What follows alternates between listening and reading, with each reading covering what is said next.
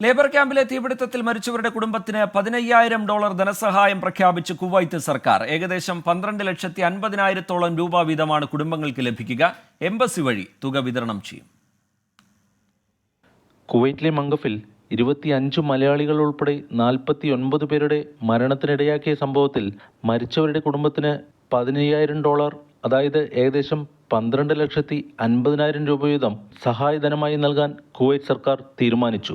സർക്കാർ വൃത്തങ്ങളെ ഉദ്ധരിച്ച് പ്രാദേശിക അറബ് ദിനപത്രമാണ് ഇക്കാര്യം റിപ്പോർട്ട് ചെയ്തത്.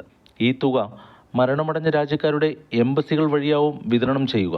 മംഗഫ് ദുരന്തത്തിൽ മരണമടഞ്ഞവരുടെ കുടുംബങ്ങൾക്ക് നഷ്ടപരിഹാരം നൽകാൻ അമീർ ഷെയ്ഖ് മിഷാൽ അൽ അഹമ്മദ് അൽ സബാഹ് നേരത്തെ തന്നെ ഉത്തരവ് പുറപ്പെടുവിച്ചിരുന്നു. എന്നാൽ ഇത് എത്ര തുകയാണെന്ന് അറിയിച്ചിരുന്നില്ല.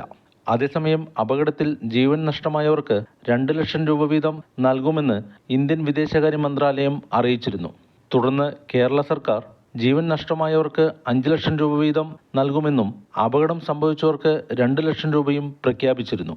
കൂടാതെ MA യൂസഫ് അലി 5 ലക്ഷം രൂപയും രവി പിള്ള 2 ലക്ഷം രൂപയും പ്രഖ്യാപിച്ചിരുന്നു.